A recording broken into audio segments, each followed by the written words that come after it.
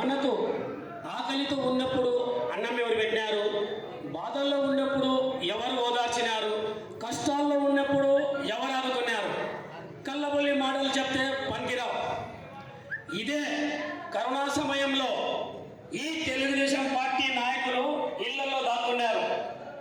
మన ఎమ్మెల్యే గారు ఈ కరోనా సమయంలో శానిటర్ను ఇంటింటికి వెళ్ళి శానిటైజ్ చేసి పస్తులు ఉంటారే, కిరాణా షాపులు ఉండవే అని దినసరి సరుకులు కూడా ఇంటింటికి చేర్పించినారు. అలాగే మైనార్టీలకు ఎన్ఆర్సీ సిఏఏ విషయం వచ్చినప్పుడు ముక్త కంఠంతో ఏకతాటిగా మన ముస్లింలకు అండగా నిలిచినారు. ఎవరు అంటే మన ఎమ్మెల్యే గారు. ఈ ప్రొద్దుటూరులో సిఏఏ గురించి కానీ ఎన్ఆర్సీ విషయంలో కానీ తెలుగుదేశం పార్టీ నాయకులు ఎక్కడ దాక్కున్నారనేది నేను ఈ సభాముఖంగా తెలియజేస్తున్నా.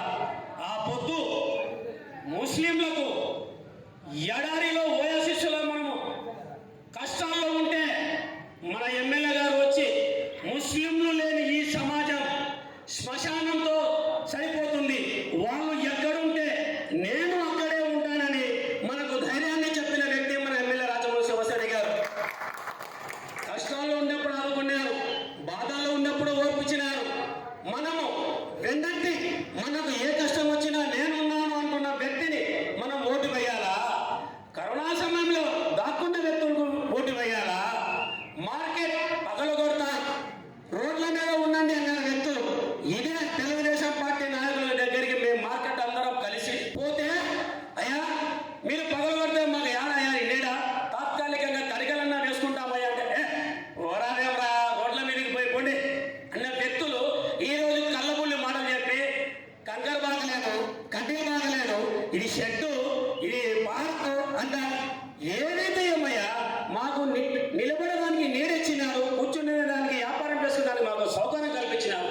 ఆ సౌకర్యం ఉంది కాబట్టి ఈరోజు మా పిల్ల బిడ్డల్ని మేము పోషించుకుంటున్నాము, మా భార్య బిడ్డల్ని పోషించుకుంటున్నాము, మా పిల్లలకు చదువులు చెప్పించుకుంటున్నాము.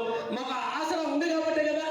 మీరే కదా ఆసరా, మీకు మా దండగా నిలబడలేదే, కరోనా విషయంలో పారిపోయినారే, ఎన్ఆర్సీ విషయంలో ముస్లింలకు ఎగతాళి చేసి ఏర్పాటు ఉన్నారు.